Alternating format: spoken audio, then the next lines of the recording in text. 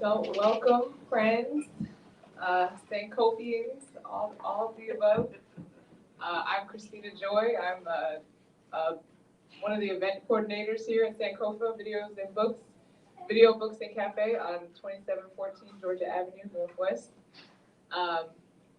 This is Scholar Hour. We've had quite a few Scholar Hours now with various scholars around the area. And tonight we are talking to Dr. Baruch of ELife Restaurant.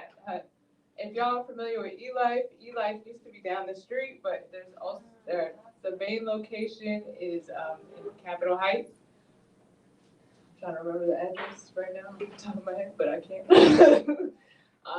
But there are 3 locations for ELife Restaurant. ELife, I believe, is probably the oldest standing vegan restaurant in the area.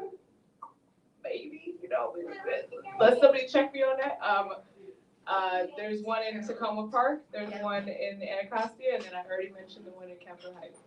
So without further ado, I will have Dr. Baruch give his warm introduction. Thank you. Well, it's a pleasure and it's an honor to be here at Sankofa Books, as this was actually a place that I looked at years ago when we actually were first this way on the street, and then we moved that way on the street, and we looked here as well. So this was my old stomping grounds 22 years ago, 22 to 24 years ago we were here, and really put a lot of roots in the ground down here. We see customers all the time that are reminding us of how they used to come and go to the little spot next to Soul Vegetarian down here on Georgia Avenue. That was us. So a little bit about me. I'm a DC native, born and raised in Southeast. Back in the day when Southeast was a little different than it is today. And when you walked around and you told somebody you were from Southeast, they took a couple steps back because they just didn't know. Southeast, you'd have been through some stuff. Yep, we showed up there. And I'm the father of 7 children. I have 7 children for right now. Okay. And the businesses that I've been involved in, I left corporate America years ago because I realized that corporate America was trapping me from being able to blossom and create the things that I wanted to create. So I was into the IT space, and I was one of those IT people who were the first Black. Oh, he's the first Black engineer, and he's the first Black senior systems analyst. And so I went through that whole phase, and then finally I realized when they kept giving me more money that, oh, wait a minute, what's up with y'all giving me so much more money? Y'all giving me this money, and I realized that there was a trap. And the trap was that they controlled my time. And it isn't that I'm some super, capable person, but I think there was enough that they saw in me to feel like it would be best that I not be doing what I'm doing now. So, and I agree with them. They should have paid me even more money. So I said, let me stay out, work in Rockville for another couple of years. But I left corporate America and opened up Everlasting Life. We started in 1995 in my garage. And my objective back then was to provide a viable food source to communities disserved and underserved. And that was my mission. I started off with my first major contract was Rap Incorporated, Brother Ron Clark. And I sat down and I said, brother, if you could consider bringing in healthy food as a part of the detox for these people that are high on PCP and marijuana and cocaine and heroin, and the list goes on. If you would consider, I think you would be more successful with what you're doing, and you would be able to support a business in our community that's just coming out of the ground. It's just growing. And this was while I was still in my garage. So he got me, he agreed, and he became my first major customer. And it took me to the point where I had to grow out of my garage, and that's when I moved to 2608 Georgia Avenue, just down the street here. We were there for 2 years before we moved to 2928 Georgia Avenue, which at that time was on 60 Minutes as one of the, Harvard Street was, Hobart. Hobart Street was on 60 Minutes as one of the worst streets to live on in all of the United States of America. And there were nights when I would be in there closing out the restaurant and you would hear the gunfire and you would, there were bullet holes inside, we used to have roll doors back then, there were bullet holes inside the roll doors back then. But I knew that this was the place that we needed to be because obviously nobody else wanted to be there. And our community was being forced to go up to eat the crap that Murray's was selling up the street here on Georgia Avenue, or catch a cab or a bus and a cab and a train and a whatever else to get to a Safeway or a Giant, what I used to call Danger Way and Midget. And so we knew we needed to come into the community because Grandma needed something to eat. You know, grandma wasn't gonna survive. Grandma wasn't gonna be healthy if we didn't provide her with this, this resource. So we first opened up a grocery store. And the grocery store did well. I had organic produce that was in the grocery store. And what I noticed is that our people didn't know what to do with groceries. We didn't know what to do. What do I do with broccoli? I've never fixed broccoli before, collard greens or kale greens or spinach or corn or whatever it is that we had in there in our organic grocery store, we just didn't know what to do with it. So what I did is I said, well, we're gonna stop throwing this away, I know that. So we then created a juice bar and we were juicing it. When it was no longer, something that we could have presented on the shelf, we then took it to the back and we made a juice out of it, or some other, meal that we could create. And that started the food preparation side. So that was when the prepared food started happening at Everlasting Life.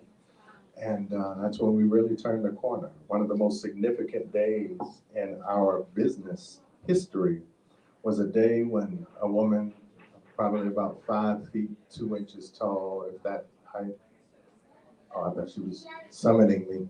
But she walked in the door, she had, I remember she had a gold thing around her ear and she had a couple jewels coming down the top of her head, and she was walking around with this ankh around her arm, and so she was demanding of me things. Now here it is, I'm a owner of a business here on Georgia Avenue, and I'm struggling. Things are hard, and the last thing I need is somebody beating me over the head. And she was taking me down. Why do you have this over here? It should be over there, brother. Those things sell together. You should have that with that. And why is it that you don't have so and so? You need to have you need to have this person's product inside your restaurant. Why don't you don't have water? Black people in America are dehydrated. You need to be selling alkaline water inside of your business. And she went down on every single, and I'm walking behind her, and every time she says something, Lord, please help me. Help me to not say something that I shouldn't say to this woman. So I held on. And what started it is my employee couldn't take her anymore. And I could tell he was about to do something. I said, no, brother, I got it. So I knew we needed whatever money she was gonna leave at the register. Let's get this $1.50, brother. I'm gonna go work with her. So we walked her all the way through the store, and after she told me all the things that I need to do to get my life in order, and my business in order, and my health in order, and everybody in the community's health in order, and it was just on and on. I said, ma'am, you gotta tell me who you are, because nobody comes in this place and goes through what you went through. I know you care about us. I can tell you care about us. But you really took me through something today. And she said, my name is Dr. Jewel Poole. And I said, okay, who are you? Who is Dr. Jewel Poole? I'm a gynecologist, I'm this, I'm a naturopath. And she went down, I speak, and I said, bingo, would you come back and speak? And she said, yeah, I haven't been to DC for a while. I'd love to come back. So put her on the radio, put her on PFW, put her on WOL, and then that's when I realized who she was. Because all of a sudden my phone did not stop ringing. It was like all day long. When's Dr. Drew gonna be with? When's Dr. Pookie gonna? And it was crazy. And we rented out the ballroom inside of the Blackburn Center, and it was packed wall to wall. And I said, oh, that's who you are. So I was very thankful that we treated her, very well. And she was probably 5 to 8 years of her continuing to come back and speaking to our customers, which was giving people greater reason to support us, substantiating our reason for being in the community. And then she was demanding of them, because she's very demanding. She doesn't ask. She's very demanding. You all need to go over there and buy up everything in that brother's store. For him to brought me into the city and shared with you all this information. This is $1 million information. I'm going to change your life. You all need to empty his store. And sure enough, people like soldiers. After the event was over, the restaurant was full, and people were just buying stuff. Let me just what else you got left, brother? All right, let me get one of them. And so we were very thankful. And she opened up my eyes to where we could go. I knew we needed to expand. And so that's when we started looking outside to Prince George's County. One of the most significant things that happened to us after opening up in Tacoma Park was a day. It was like 8:58. We closed at 9 o'clock. 8:58, I got my hand on the knob, getting ready to lock the door. And this guy had to be 7'100", stands up at the door, and he's knocking on the door. And I'm like, yeah, brother, And he said, can I come in? So I let him in, of course. He's 6'100". Brother, you're not going to get a no from me. So he comes in, and, I told him, I said, well, we're probably going to be closing in a minute. So, if you'd like to come in and get something, you come on in. And he was looking around the restaurant. I said, brother, would you like to make an order? Because we need the food, for you, because we're ready to go, And he said, I'd like for you to change the seats back here on the back end of the restaurant. So, brother, okay, what do you want us to do? We'll put the seats across here so nobody can walk into this area. Okay, all right. Okay, somebody put the seats the way this guy wants the seats. Okay, what else? You ready to get your food, brother? And also, I'd like for you to set up the tables along the wall so that nobody can see the person that's sitting at this seat. Okay, so somebody's coming?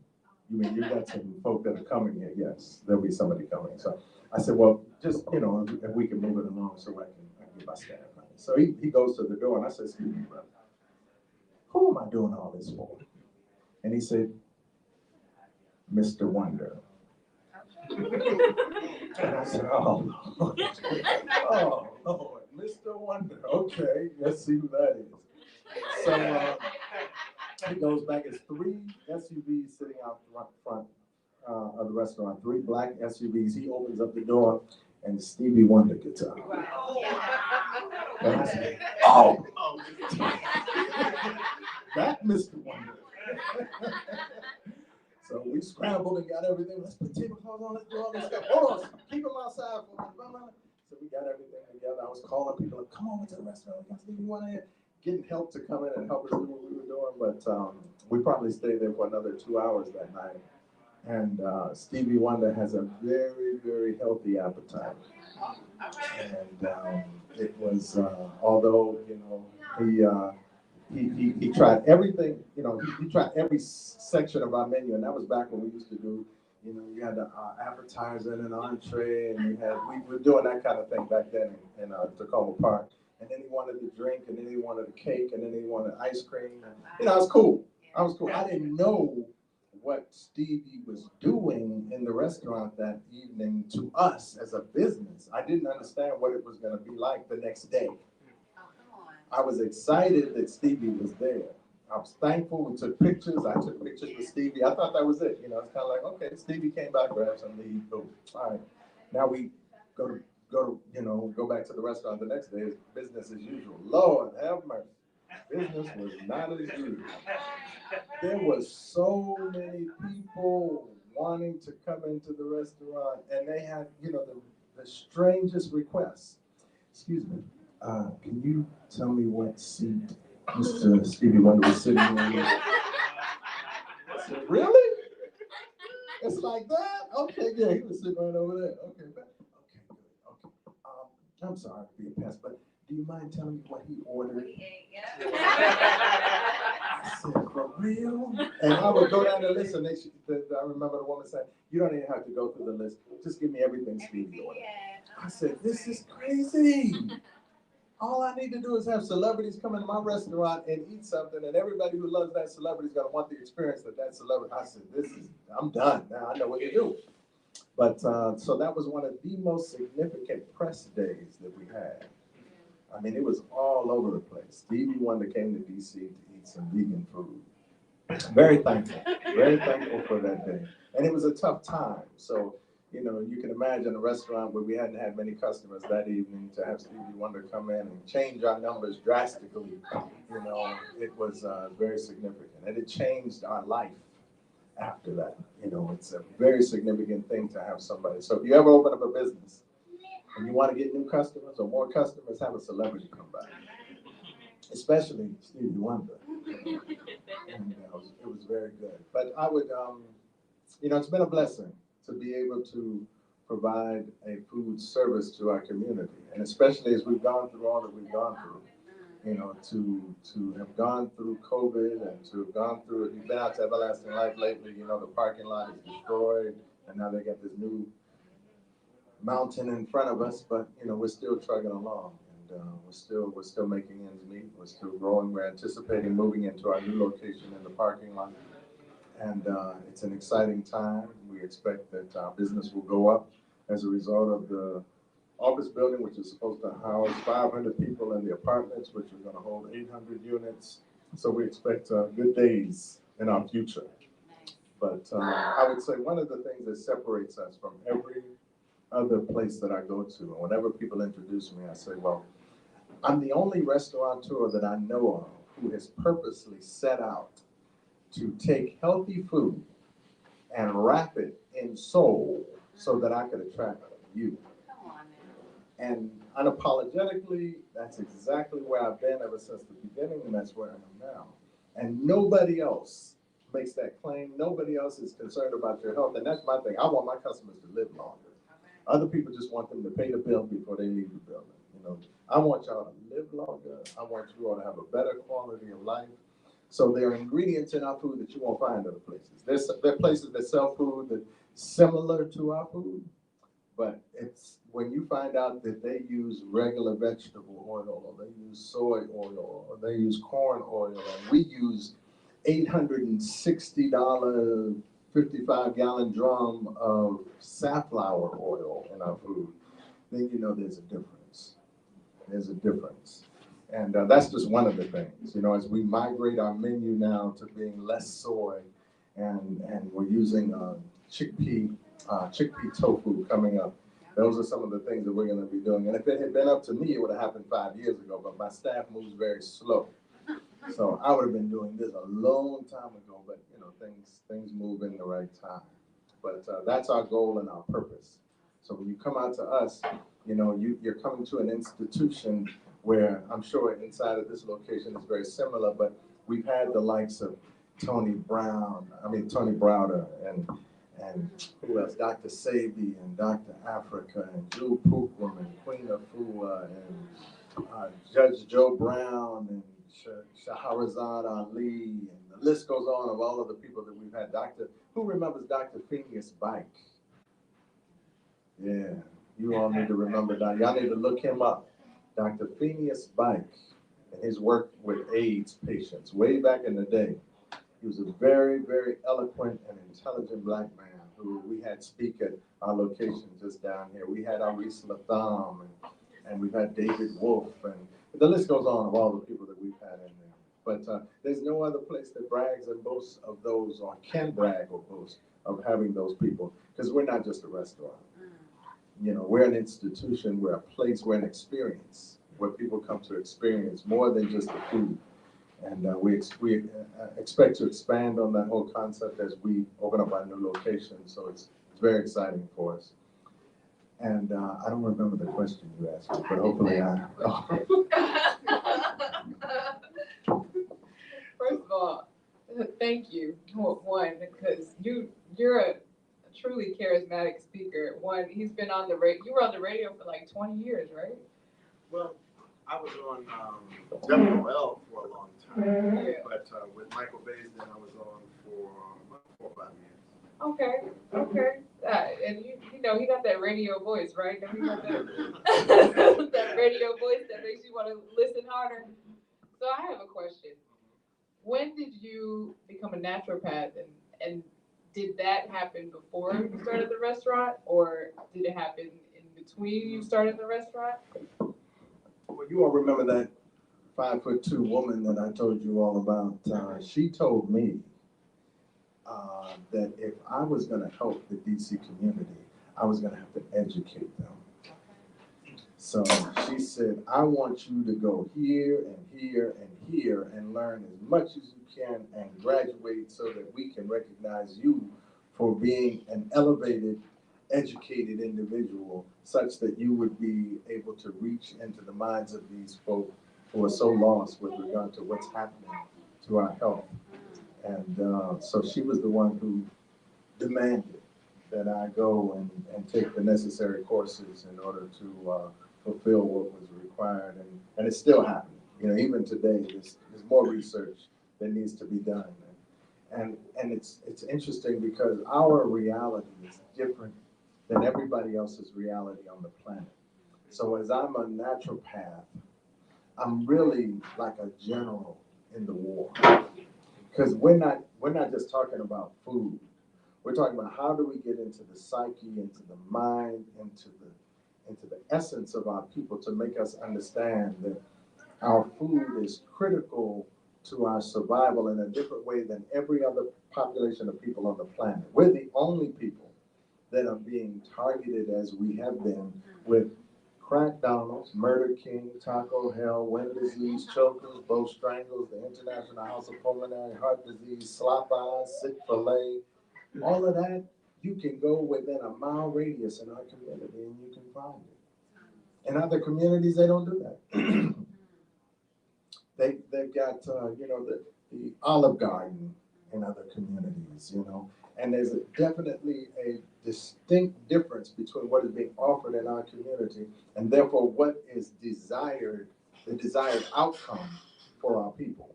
There's a different desired outcome for our people. And when you market and you condition the people to accept what it is that you're offering to them, then they're inclined to believe that, well, this is just either ours, or this is the best, or this is what I'm accustomed to. And if I can price it right, and I can do all these things, then I can make these people get addicted because I put enough MSG, I put enough sugar, I put enough salt, I put enough fat in it. And man, these people will be lined up out front to compare my hamburger to his hamburger, or his chicken burger to his chicken burger. And it's an awful thing, but that's what has happened. So, Dr. Drew Pulcrum wanted to make sure that we understood the value of educating. And so we had to get out there, we had to educate, but we had to get it. She used words like the weaponization of food, and she used, there was another one, can't think of it at the moment, but there were words that she used, and I said, wow, I never thought about food like that. Right. And sure enough, so that was kind of those were my marching orders when I came on.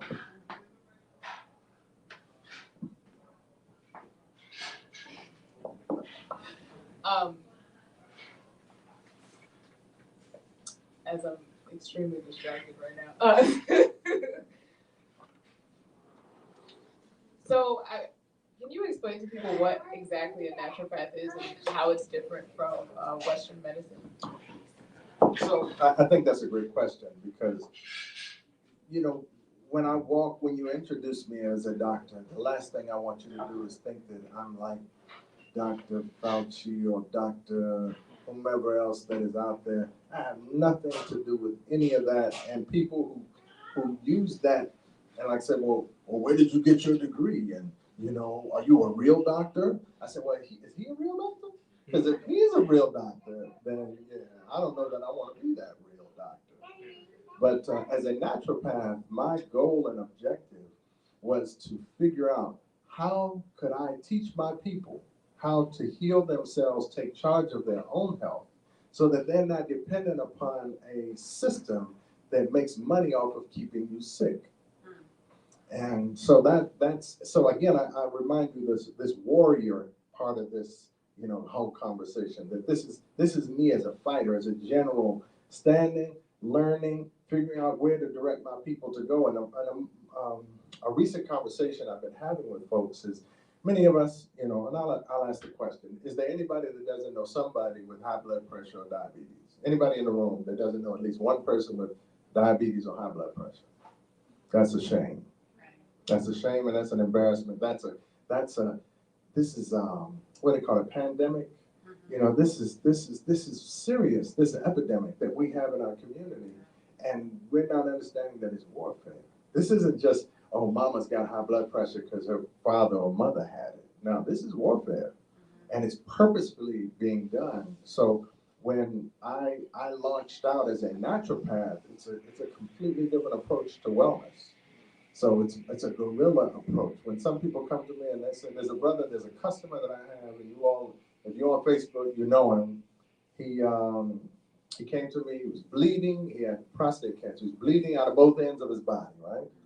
And he said, doctor, send me home to die. And I said, okay, well, come on, let's get to work quickly. And we got to work quickly, and that had to be 8 years ago now. But every other day I'm seeing this brother come into the restaurant, and every day he comes in, he looks at me and he'll stop me, he'll grab me. Thank you. And I'm like, yeah, so that's the kind of fighting that we're doing. And I just wanted to drop this in so that you all can understand the difference.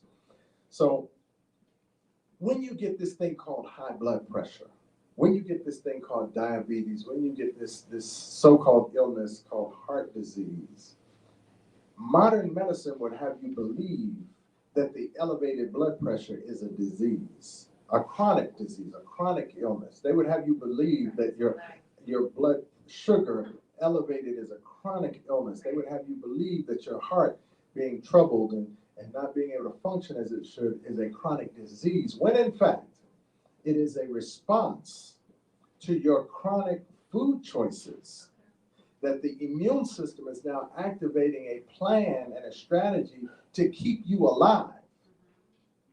But most of us think it's an illness, so it's an illness. When I get a fever, it's an illness, so I need to go get some whatever to lower my fever. No, when you're fighting against the immune system, which is the way of modern medicine. Modern medicine is to subdue the immune system.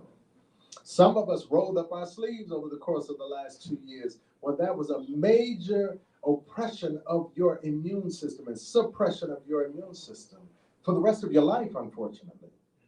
And that's tragic. And as much as I was hollering and screaming and people were taking me off of Facebook and Instagram and TikTok and wherever I was, they were taking me down. What he's saying is wrong. There's no justification. We fact check and he's not telling the truth. And so now we look up, and you want to know one of the number one diseases that's rising so rapidly now. One of the number one diseases that is affecting us here in North America is the disease of we don't know what happened that caused this death. So it's called unknown cause. We don't know what happened to this person. They just died. And nobody's pointing the finger. Well, wait a minute. Does anybody remember? 2 years ago, everybody was screaming and hollering about this. Well, that's the difference. As a naturopath, I approach health and wellness naturally.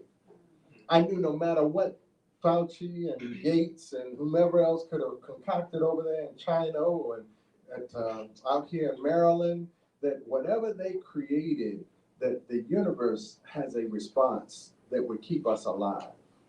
And that all we had to do was, first off, strengthen our immune system and not subdue our immune system. And if you remember, the largest or the biggest group of people that were coming down with the virus and suffering the most from the virus and dying from the virus were those who had pre-existing conditions. Now, those pre-existing conditions go back to the chronic metabolic insult that we wage or that we bring to the body every time we open up our mouth to grab something to eat. Think about that. With everything that we eat traditionally in our community, and we're talking about not just the standard American diet, we're talking about the standard Black American diet. More salt, more fat, and more sugar. So it's even more of an insult to our immune system. Plus, we got stress. Our stress is higher than anyone else's.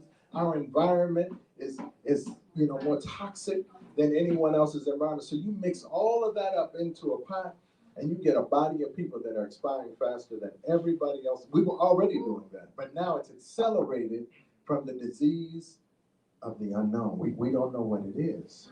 Unknown cause of death. It's going to get to the top. And nobody, because we don't control the media, nobody's going to point the finger to the right culprit. We're just going to, we're going to blend in, and it's going to be like, well, I guess that's just where things are now. It could be the 5G, or it could be the whatever else they could come up with. It could be that. And no, as a naturopath, we deal with it differently. So when somebody comes in to talk to me, my goal is to figure out, okay, so let's look at the cause. So somebody comes in and says, well, I've got cancer for the last 5 years of my life. Well, so let's go back 10 years. Your medical doctor is never going to say that, because all he's worried about is, bingo, we got cancer.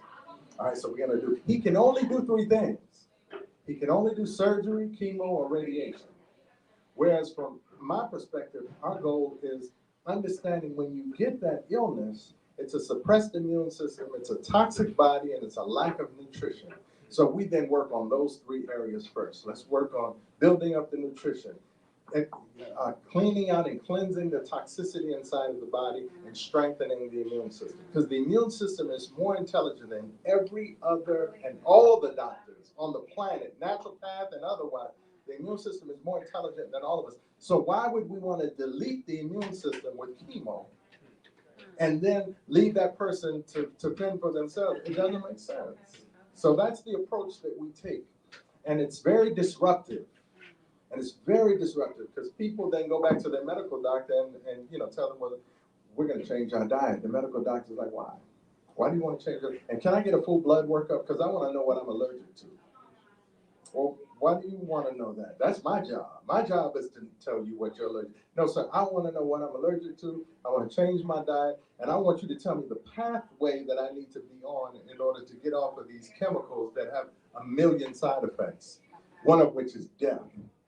How do I get off of these? That's the approach that we take to wellness. The medical doctor wants you to be dependent upon him.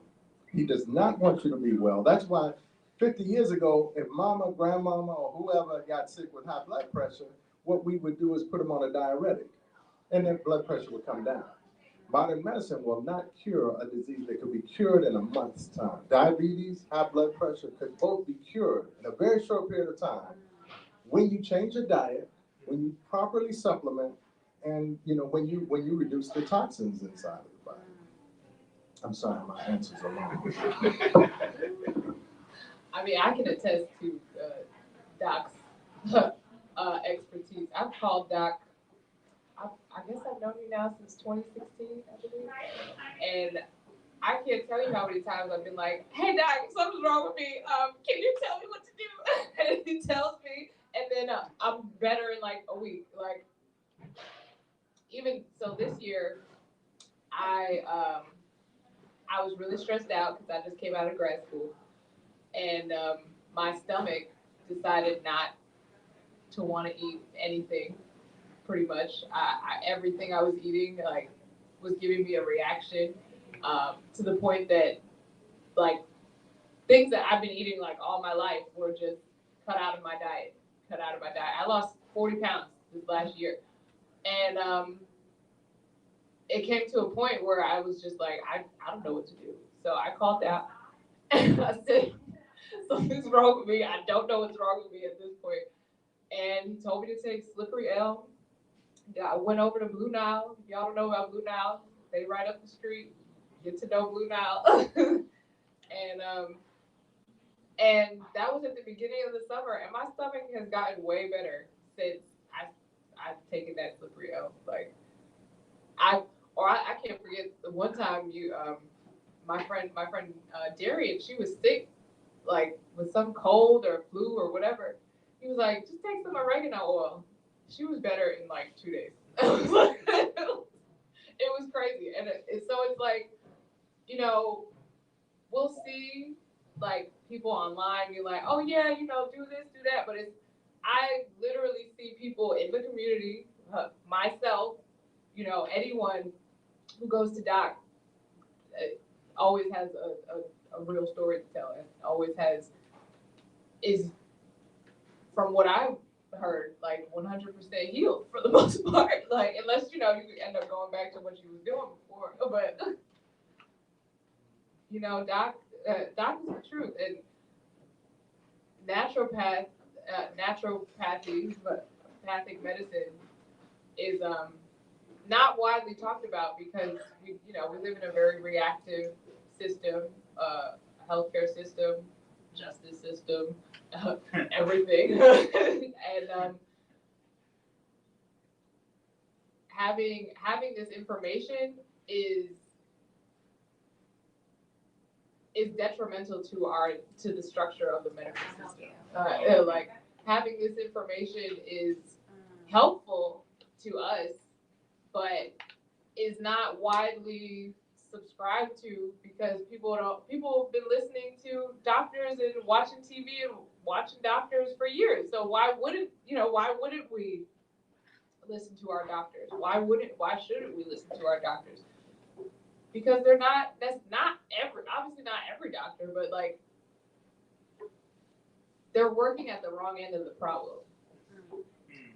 And doc and other naturopaths are working at the correct end of the problem. And that's why the kids out to see you go. No shade, no tea, but so moving on from that, let's talk about the business side of being a Black business owner, especially in the food space and in the healthy food space, because, you know, before I moved down here, I'd never heard of a vegan soul food restaurant. And now there are definitely a few at this point, for sure. And but like, for when you started this business, there's no way that there was anyone else really out here back in the 90s trying to talk about vegan soul food. Like, let's be real. And to have lasted this long, like, that's a huge accomplishment. Like, yeah, thank you. Please clap. Because, like, aside from being a healthy food business, being a Black business is hard enough. So can you talk a bit about that struggle? Well, I can remember my first day. My first day when I opened up this location up here, which is now occupied by a New Vegan. And for those of you who don't know, the brother who owns New Vegan used to be my head chef. And so that's why his menu is very similar to mine. Some people think my menu is similar to his, but you know, it's that's why it's very similar. I love the brother. I don't see him as a competitor. He's in a different space. He's a restaurateur, you know, and I'm more of a community, you know, health motivated, you know, business owner. It's a different concept. When you go into his place, you know, I've heard of the experience. It's different than coming to ours. And not that one is better than the other, it's just different. So when I first opened up, listen, it was a struggle. If the DC Department of Health had not given me a green light to open up that day, I would have had to shut down everything, turn the keys back in, because I couldn't pay my rent unless we opened up and started making money. My first day of business, we opened up, we put press releases out, we were on the radio, we were telling everybody we made $18. And I said, I think I made a mistake. I think I may have made a mistake, you know. So it was definitely a struggle on the front end, but we understood, especially after Dr. Pookrum came through, which made it a whole lot easier. We understood the importance of education because our people just didn't know. It's like, when people come in and say, what is broccoli? You realize that, wait, whoa. You don't know what broccoli is? Yeah, I've never had that before. And how do you fix it? And this is this community. So this community has changed a lot. Trust me. Wasn't no women running down Georgia Avenue with their poodles when I was first opening up Georgia Avenue. That was not going on. You know, I remember at the register when a guy, it was this bad that a guy was trying to find his money in his pocket. He couldn't find his money in his pocket. He then pulled out his gun and just put it on the table because he couldn't find his money. And I said, that's where we are. This is where we are. I said, okay, you know, and I didn't know, I've known him for years, you know, as a customer. And, you know, so I wasn't necessarily threatened, but I was threatened. You know, I was like, man. And it wasn't a little gun. It was big. I was like, come on. Okay. But so we started and we made $18 our first day. But again, through the trials and tribulations, I didn't really have an example in front of me. So we had to figure it out. So we knew education was a big deal. So we started bringing other people in to speak. So it was Aris Latham and Dr. Pookrum and we used to, Dr. Bike, and with a number of speakers that we had in early on to help substantiate the decision. Bringing healthy food to Black people is probably not the best business model in 1995. It was not the best business model. We were looking over at Cluck You Chicken, which used to be across the street from us. And their doors were like this, like, oh. I'm like, man. I said, don't y'all get a little offended that they put the name Cluck You Chicken as their business name? Like, man, that should be good, man, with the mumbo sauce. And I'm like, oh. So, yeah, we had to do a lot. And we realized not only did we have to educate people about their health, we had to educate people about their self. Because they didn't know who they were and why this was important, why this should be important. Because I could tell you all that there is good to know about eating healthy, which most of us know. You know, if something is healthier than something else, then you can expect that eating this is going to have you live longer and have a better quality of life. That's not that's not lost on a lot of people. However, we weren't making that choice because we didn't feel good about ourselves. We didn't have, our identity was off. We didn't know who we were. We didn't know what our role or responsibility. We weren't connected to the future. We weren't connected to the past. We were just existing, and therefore a cheap $1.99 crappy meal at McDonald's made sense. Because who am I? I'm just Pookie from around the way. You know, why should I be eating healthy? So now, you know, we had to make people feel better about themselves. So there were periods of times when people come through the door, we would greet them, greetings king, greetings queen, because we were trying to figure it out. Okay, look, we need to make these people feel better about themselves, so let's do this. And we did a whole lot to accomplish that. And we still do, because business is tough. You know, yeah, we may have been one of the first, but now it's a whole lot of choices that people have. You know, even though we know that we're distinctly different, still we know that people have a lot of choices. And when it comes down, I'm hungry, it's convenient, it's reasonably priced, and man, I'm gonna go right here. And for people to come out to us now where we are and go through all the challenges they have to go through just in the parking lot, not to mention coming out the Beltway or getting off the Metro and trying to figure out, you know, we're very thankful. We don't take that for granted. We're very thankful that you all would, you know, continue to support us. We're thankful that we would have employees that would want to work with us, because it's not, you know, this isn't like, you know, your career job where, okay, great, I'm going to do this for the rest of my life. We don't have the capacity to pay at that level. We'd love to, but we don't, you know, but so we're very thankful on all sides, you know, for the farmers who give us the free produce that we give away every Saturday, to the brothers that go down to the Eastern Shore and grab up the black seed watermelon off the black sand soil down there on the Eastern Shore, and they deliver to us every week. You know, all of these things kind of coming together. It's like an orchestra, and everything is working together, and the symphony is playing, and the person is singing, and it just happens. And when we make it through a day, whoo, I exhale, and I'm like, yeah, we made it. Great. Now we got tomorrow. You know, and it's like that, you know, when you're behind the scenes, so you all as customers, you don't see what I see. I get the phone call, the deep fryer's out, and the freezer, and the person that's supposed to cook, he didn't show up, because he had to go pick up his child in New York. His mama took the baby. His baby mama took the baby, and he got to go. So I'm like, wow, how do you get through that? Let's put an ad in the paper and hire somebody. Let's put an ad on Facebook, an ad on what, and people will come through the door. They don't know they're already hired when they walk through the door. My name is Goofy, and I'm really not qualified. Okay, come on, get in here. Let's put you in the kitchen, and we're gonna bang it out. And so yeah, it's been tough. And you also have to know, in being a business that is serving a primarily African American customer base. Oh, that's a different experience, because many of you come to us for therapy. You come to us for therapy. You come in that line and you want to taste this and that and this and that and this and that, and you want to be catered to, and you want this thing to happen a certain kind of way because you've had a tough day, a tough weekend, a tough relationship. You just got fired. Your car broke down on the beltway and you walked. So all of this stuff is going on, and we have to be the therapists. And then I got to keep my staff pumped up so I got to be their therapists.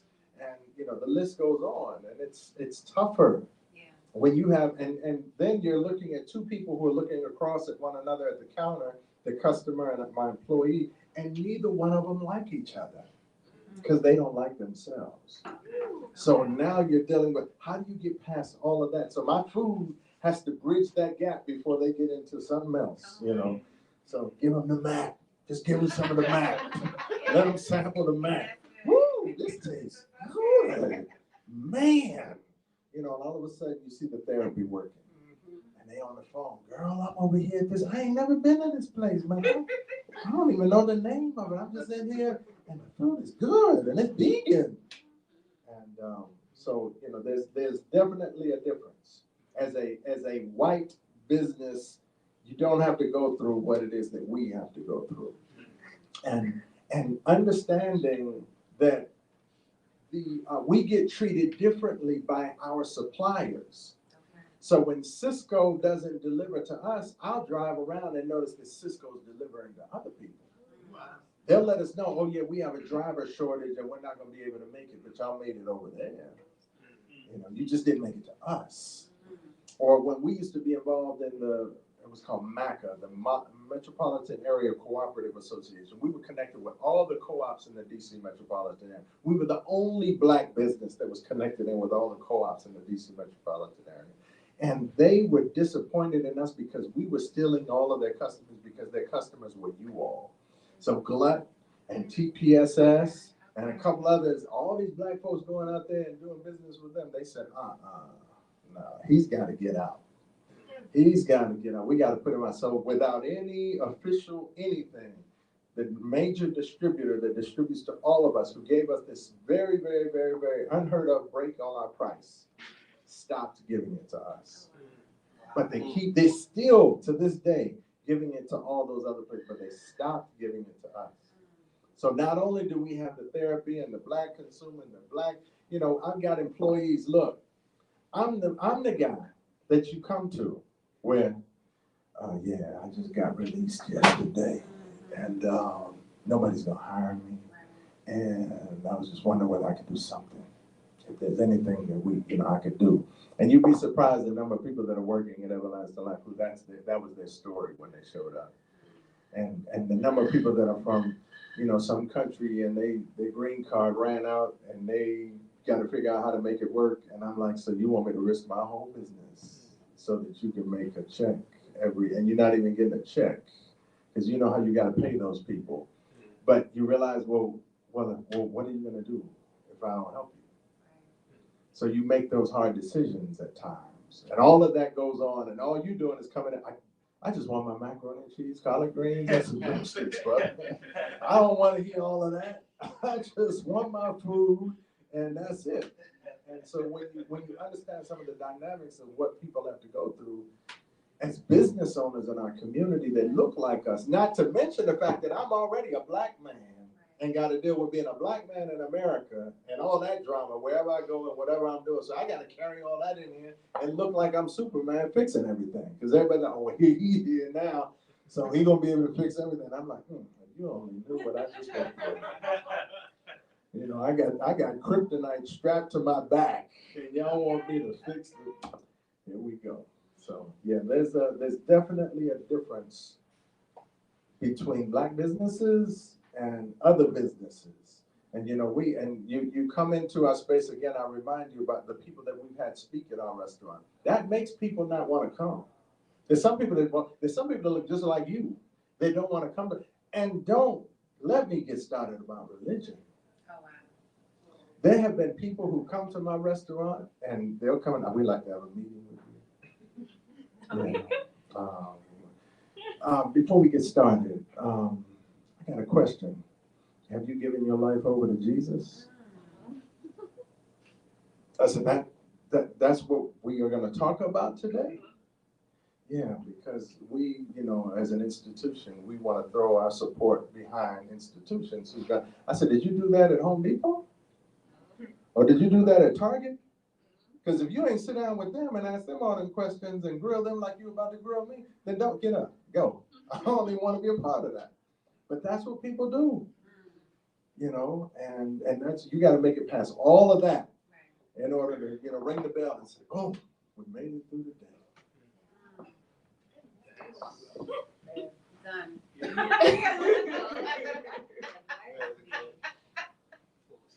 As someone who's worked in quite a few Black businesses over the years, I can attest to this. This is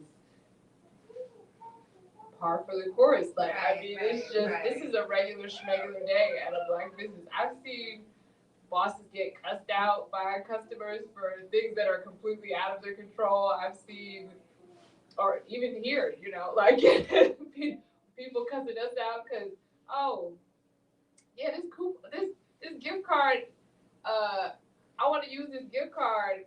It clearly says it's for online and that it expires, you know, in 2021. But I want to come here 7 months later and try to use this gift card. And it's like, but it has an expiration date on it. Where's the expiration date? It's right there on the piece of paper that you brought here, under the price. And it's like, I swear no one, when you really think about it, like whenever you're out shopping, whenever you're going to a restaurant, whenever you're going somewhere, you don't ask people about how they're operating their business. Like, you don't ask anyone if there's something wrong. Yeah, you're gonna go to a manager and be like, oh, can this be taken care of? But unless there's something wrong, like, you're never really questioning the motives behind someone else's business. We get questioned all the time. Like, we get questioned for doing our jobs, you know, like being in the book business, because we sell our books at full price, at retail price, we are questioned for, well, how come you can't price match Amazon? Because we're not a corporate giant. Like, that's why. We're a small business. We're a small Black business. And it's like, no one else is being questioned like this. We're like the judge, the jury, like everybody comes here and expects 10,000 times more from us just because we're Black.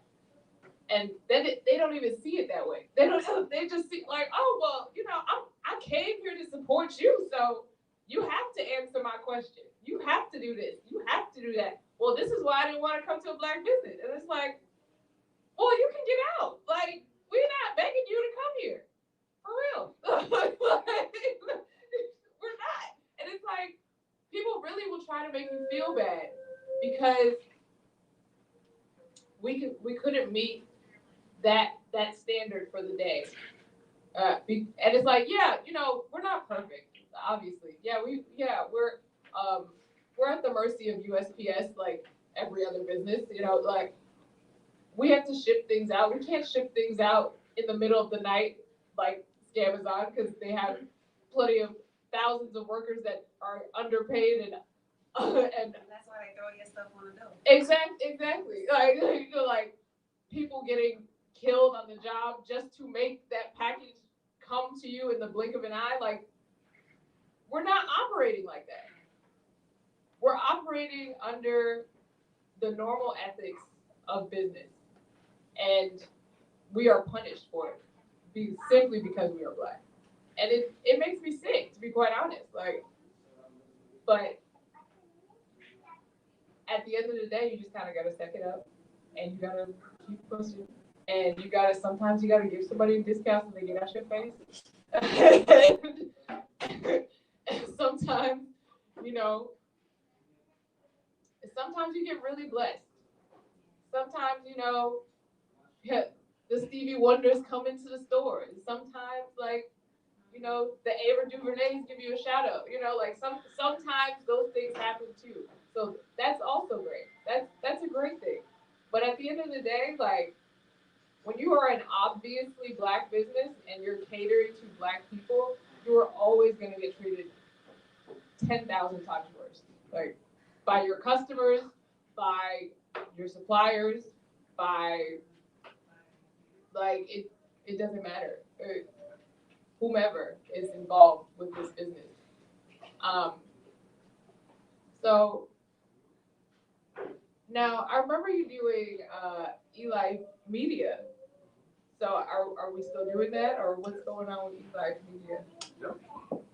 So we know that if we don't control the narrative, if we don't control the conversation, if we don't control the content, if we're not defining for our community what is good health, what isn't good health, what's good for us, what's not, then somebody else will gladly step in and define those things for us. And of course, they will define those things that are good for us as bad and bad for us as good. And we've seen that, and we it's like talking to somebody just the other day, and I said, you think that they shrunk the continent of Africa and they made all the other countries bigger than Africa on the map, and you think they didn't shrink the numbers of us in America? It's the same thought process. It's the same philosophy. And you would have to guess or at least figure out at some point that if you're putting abortion clinics in this neighborhood, you're putting crack cocaine and drugs and whatever else and guns and lack of opportunity, and you're firing people and you're kicking them out of their houses and all the rest of it, then obviously this people represent a threat. Because if they didn't represent a threat, you could leave them alone. But there's a threat that is represented by them. So you have to shrink their numbers. So now all of a sudden we think we're this way, way down the bottom minority. And we think that everything about us is bad. I don't see anybody in here shooting. I don't see anybody in there doing anything crazy. And them other folks do that stuff every single day, but you never hear about it. And they killing and they molesting their children and they're doing this, that, and the other. And to think that the people who they are the people who have robbed and raped and pillaged the entire planet. Not just DC, not just the United States, the entire planet has been raped and robbed and pillaged and suffers under their oppression to this day. But yet you feel more comfortable getting on an elevator with him than with me. That's just when they control the narrative, they're able to paint themselves into a space that makes you see them as not only good, but a necessity. You are my ally. I need you in order to get where I'm going. Meanwhile, he's trying to cut you off at the knees. And again, how they see us is, again, it's completely different. I'm a threat. I'm a threat, such that now look at what has happened as a result of me being a threat. I was just saying this today, that we have got to be careful, again, allowing somebody else to control the media and tell us what's good and bad. Because you know what is happening now? Black women are winning. Black men are winning. But the Black family is losing. So I'm going to break it down a little lower. So the wife is winning, the husband is winning, but the family, the children, the future is losing. So, and it plays out various ways. So if the Black man is losing and the Black woman is winning, but yet the Black family is winning, then we win and we push forward with the victory and we figure out how to work this thing out. But if we don't understand the importance of, there may be times when we have to do something that is a little uncomfortable to us. Maybe something that we think is a little beneath us. Maybe something that we don't even want to do. We hate doing, but we do it so that we as a family can win. When you take on that philosophy, it changes why you decide to come to Sankofa Books to buy something that you could get on Amazon for less. It changes why you would drive that extra 5 miles out to Everlasting Life, knowing that an institution like Everlasting Life that has brought so many different influential and positive and uplifting and empowering people to come and share with you what they got that you need that's going to make you better, you will then be able to understand, that's what I need to do. So we have to control the narrative. We have to do that. And that's why we created ELife Media, because we wanted to tell your story in a way that would make the world see us differently. And we wanted to expose you to people that were out there that had something to teach us and to tell us that would make us better. And so that's why we pursued after ELife Media. And although it is not as active as it used to be, you know, because I find myself oftentimes having to be put back into the space of a restaurateur. So when you want to go out there and be a media mogul, I was saying, you know, I want to be everything the Radio One is, but just all positive. I don't want to listen to music that is disrespectful and destructive to the mindset of the listener. So let's make everything positive. Let's make all the talk shows positive, all the people that we bring on that are positive and uplifting and empowering to our community. But at some point when you start seeing, okay, the restaurant is slipping, the restaurant is slipping, the restaurant is slipping, you got to come back home and you got to say, you know what? Let me not let this fall. I got to do this and make sure this is strong so that we can then take these other ideas, which that was kind of an incubator idea, the ELife Media, which, like I said, it's not gone, but it's not as active. We're not as active with it as we originally were. And that's just because of the demands from COVID to just the economic downturn to all the dynamics have made us now know that, okay, well, let's make this battlefield adjustment so that we can make it through. And once we get through, then we can go and implement all these other things. They had some great shows, y'all. Okay, and I promise you, every day on Facebook Live, there was popping like somebody's interview. Maybe just Doc rapping, because you know Doc can rap for a long time. But always great information, you know. And it had a variety of shows, you know, people around the community who just wanted to, you know, have a space to have a platform and different things like that.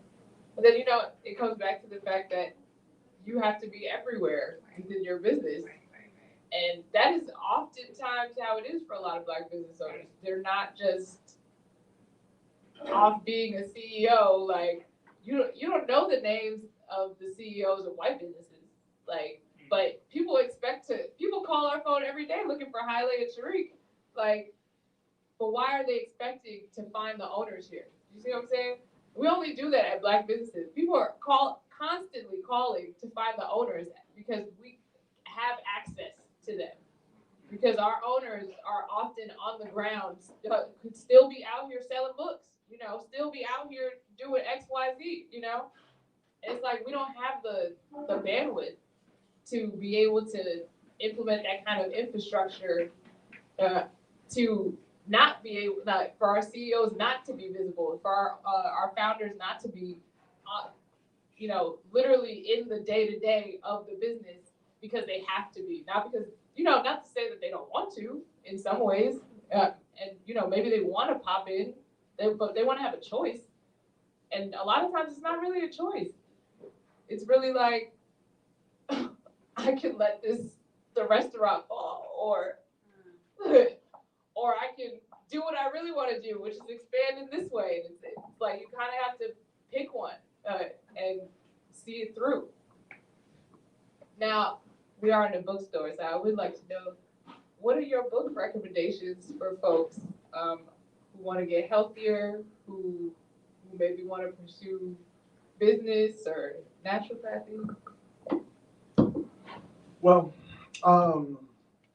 first off, as I think naturopathy should be not only something that you desire to do, I think you should make that a prerequisite. That should be a prerequisite in our life. You should know how to keep your body healthy. So that the first time you have evidence of something going wrong, you're not looking outside. So one of the greatest sources of wisdom was Dr. Africa and his book Nutricide. And he was very effective in educating us and bringing us up on what the real deal is or was and still is with food, and how our food choices were many times the culprit behind the illnesses that we have. And he was very effective at teaching us, and it's when you read his book, it's like going to one of his lectures. So it's very good. But we've got, of course, Queen Afua, Know Thyself, Heal Thyself. And very, very significant, very helpful. We've got Dr. Drew Fulcrum, Vitamins from A to Z, and teaching us about vitamins and how vitamins inside of your body are not like vitamins inside of our European, fellow Earthlings' bodies. It's different. It's different, and they work differently inside of us. We have different needs as compared to them. So those are some good books to read. And I wanted to mention something else. I want to go back to your question about the difference, being a Black business owner, some of the challenges what we had. I one day was being inspected. And I was being inspected by a woman who was going to have to close our door because of something simple. I can't remember what it was. But it was something simple, and it was unnecessary. And I hear her fussing on the phone with her manager about she doesn't want to do this. She doesn't want to, she feels like this is so awful that this is happening because this business in the community is such a necessity. And I remember her fussing back and forth, and then she finally was screaming. She was saying, we kept that effing Chinese business open, and they had everything wrong. Everything wrong was inside that place. And we kept them open. You allowed me to sign off and keep them open. We can't keep this brother's business open, and it's just this one thing. And again, what it was, I can't remember this. But it was definitely not in the line of our business. It wasn't anything that was in the core space of our business. It was something outside of it, but they just had this stipulation. I know what it was. We didn't have a contract on site for our trash pickup, but our trash was being picked up because we would take our trash back to the other restaurant. So we didn't have that on site. And there were a couple other things that they picked up on that we didn't have, and that made them say, oh yeah, we got to close you down until you get these things corrected. And it was so damaging to us. And I'm listening to her. She's crying, and she gets off the phone. And she tells me to think that we would let that place be open, and they got rats, and they got this, and they got roaches, and they don't have this license, and this, that, and the other. Nobody in there is this, that. And she was ranting and raving. And I remember her coming in as a customer. She said, yeah, she quit. She quit the health department because she couldn't continue to treat Black businesses like this, knowing that other businesses were given a pass. So just wanted to throw that in there. But yeah, some other books. There are a lot of people that have written books. There's a lot of good information out there. Unfortunately for us, I'm not going to say it's true. I'm in a bookstore, so obviously people are reading. That's about the Sankofa Books has been here for a minute. But I would say one of the ways that I have found that people are more likely to receive is on a video. So I know that you all offer, some video content here, and it's if you want to get something out there for us, sometimes we got to learn it. We got to go to the automobile university and put that CD or whatever in the player and listen as we're driving to take babies to the school or going to our job or doing whatever else we have to do, because either we don't have the time, or the time that we do have, we would rather be self-medicating with whatever it is that we're self-medicating, so that we can deal with all the pressures and challenges that we face in life. And sometimes we don't prioritize enough our time such that we would block out that hour or two or whatever a day or a week and read. But yet still we need to get the information. So we need to get that information. But those are some good authors. That's good content. I actually wrote a book, but because my book was written during a period of time when I was more religiously active, it has some things in it that I would need to extract in order to come out with a new edition. So that's where I'm at with that. But, yeah. Thank you, Brother Kamal, for bringing up a copy of Nutricide right here. That's it. It's the Bible. Dr. Africa is a very popular author in our store for sure. Between the African Holistic Health book as well, we got pretty much all the books you said we've had at one point in this store, and they're very popular. And a lot of these books are really old, like at least 20 years, maybe 30 plus. Like, and the thing about books is that yes, there's new research out there, but a lot of this stuff is nothing's new under the sun. Like you could read a book from 30 years ago and still get like complete knowledge about things that you can't even find on the internet. Like which makes no sense, right? But I actually want to open up the floor to y'all for questions. Would y'all like to ask Dr. Baruch some questions? Dr. Brooke, I'm at the point where I'm a little bit confused where to go. I kind of want to, I'm on the fence of whether I need to equip myself with more knowledge first of Naturopath before I just dive into growing my own food, because I'm at the point where I don't even trust my local grocery stores. The nutritional value that I'm not getting. I was plant-based, and I'm trying to learn how to heal myself and my family. I have a mom who has so many joint issues, a brother who's pre-diabetic, and would you advise to do research, or do you have any picks that you can share with us in terms of your favorite places to get fresh produce and things like that? Yeah. Okay, great. Well, taking charge of your health is very critical because, yes, food has been weaponized. And biological warfare, that was the word I was looking for when I was talking about Dr. Drew Cooper. Biological warfare is real. And I want you to think about that. How long have you been, were you born here? Yeah. Okay. How old are you? I'm 28. So when I was 7 or 8 years old, before I had even come to the point where I even was understanding what the difference was between eating healthy or not eating healthy. I lived in Southeast Washington, D.C., and the worst crime we had in Southeast was you'd see a heroin addict outside of a liquor store. And that would be it. That was the bad news of the day. Oh, so-and-so still down there hanging out outside the liquor store. And you saw families where everybody on my block, and my block probably had 20 homes on it. Every single household had a mother and a father. Every single one. When I was 5, 6, 7 years old, everybody's mom and dad was in the house. And you start looking at some of the other things that have played out since the 70s, since the 60s, some of the things that have happened that you can't explain how it has happened. How is it that all this has happened? It just came out of nowhere, and this is just happened. In the 60s and the 50s, they weren't even tracking diabetes. And now all of a sudden they're tracking it. Because Monsanto, and if you all understand who Monsanto and Dow and DuPont and Syngenta and Arthur Daniels Midland and the rest of those companies are, you will find that all of those, listen to me, all of those companies are Germanic.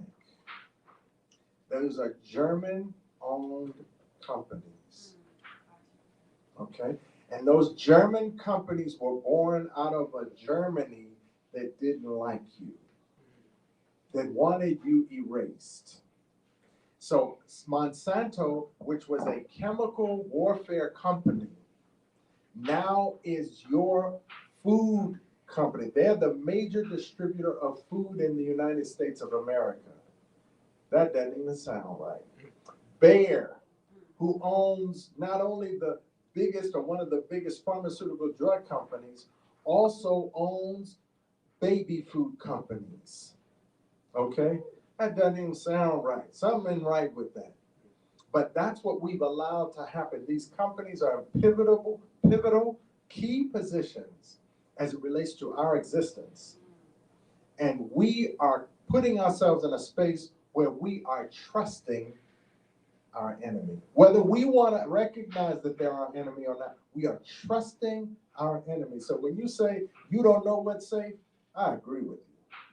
I agree. The only thing that I can tell you that is safe, that you can guarantee is safe, is that which you produce. Because we live in a world where at the end of the day, a business has to make money in order to stay in business. And if a business has to make money in order to stay in business, there are things that, and even our business, there have been times where I've gotten to a point where I had to shake my head and say, but we can't do that. We can't do that. When we don't do that, we don't stay in business. And one of the things was, on our menu, we offer this thing called a drumstick. You've ever been to our restaurant, you know that people eat our drumsticks. I don't like them. I don't like them. I would rather them not be on our menu. But you know what? You all like them. And if I'm going to stay in business, I have to give you what you want. And as much as I want to push you to that point, as a capitalist, even though I begrudgingly, I'm a capitalist, I got to pay my rent. So I got to treat you the way that you want to be treated in order that I would stay in business, because otherwise I wouldn't be there. So when you have that as the underlying, foundational for the existence of all that we see is money, then you're absolutely right. You can't trust. The only thing you can trust, and I don't say that to say you can't trust everlasting life, but I just want you to understand that even we get challenged. And we get challenged in a way that maybe you're not challenged. Maybe you say, well, I don't mind that. I ain't got no problem with eating that. That's cool. I eat that I eat that at everybody else's place. Why should I be able to? Well, it's because of my understanding and the work that I'm doing and the research that I've done and the results that I've seen that I feel the way that I feel about that one thing. However, again, I realize as a business owner, if I'm going to stay in business, when I took it off the menu, I literally took it off the menu, stopped buying it. It took about 3 days, and there was enough noise, and I'm talking about loud noise, like I am, like you were talking about people screaming and hollering at me, I will never come back in here again. Well, never, I will never, the nerve of you. Oh yeah? Call up Mr. Wong and get those daggone drumsticks back in here. So but that's what happens. So you're in control of your situation. You take control of your situation. If you have the wherewithal, the things that you mentioned about your brother and your mother, all those are metabolic insults. They're metabolically insulting their bodies every time, more than likely, they open up their mouth and eat. Or the stress level is so high, or the environment is so toxic, or the list goes on of things that will create that outcome. But trust me, you can see them out of that. And that's what I do, is I have a wellness center and I provide consultative support to people who want to get well. Sometimes it's not easy, sometimes it's not what they want to hear, but again, I look up and I watch people. I watch people come from really, really, really sick and get really, really well. And I sit out in front of the restaurant many times, and I know you were talking about how bad you get treated at times, but I know you get treated good too. And we get treated really good at times, and it's nothing small when somebody walks by and all they say is thank you. And I know what's in that thank you because I know their history. So when they walk through that door and they say, hey, thank you, God. You're welcome, brother. I know what's up. And you watch this play out time and time and time again, because what I have created at Everlasting Life is, so I'm a naturopath, and just like you go to a medical doctor, he's going to give you a prescription. Well, I give you a prescription. Well, the prescription is my restaurant. So I can tell you the things that you shouldn't eat right there inside of the restaurant. So as opposed to giving you something with a myriad of side effects, I can give you something that's going to get you right on path and right towards where it is that you want to go, so that you can, achieve wellness. But again, if you really want absolute control over what goes into your body, grow it yourself. And you can grow it in a box outside your window. You can grow it in the backyard. You can grow it on the roof of the house. Wherever it is, you got to grow it. You can grow what it is. Or either you can work with other people and create a community garden. And you do that as a community. But one other thing you have to be mindful of is security. You got to protect your food. Because that food is going to become you. Just like you want to protect your child, because that's your future. You want to protect your food because things happen. Thank you so much. Anyone else have any So what questions? exposed you to this holistic lifestyle? I mean, it's so commendable to hear you really give life and love community. So what exposed you, or who exposed you in your life to not only transition to, or I should ask, were you always, a healthy eater, so to speak? And where this love of community, came from? So, I think first, as in on the airplane when they say, should the cabin pressure drop Right. and the oxygen level, put yours on first. When I was 7 years old, she was the most gorgeous woman I had ever seen in my entire existence. I didn't expect anyone to ever look better than Miss Williams. I loved my second grade teacher. She was my wife. And even though she didn't know it, I knew it. There was an apple on her desk every day. I carried her bags. I helped her mark the test. I erased the board and let somebody go up there and grab that eraser. And no. I'm erasing her board. That's my job. I erased her board. So what happened is one day she came to me and I was eating a pork chop sandwich. And she looked at the sandwich and I told her what it was. She said, what do you eat? And I told her what it was and her forehead wrinkled up. And I started folding up the aluminum foil around that pork chop sandwich. I said, the last thing I want is for my wife to be unhappy with me.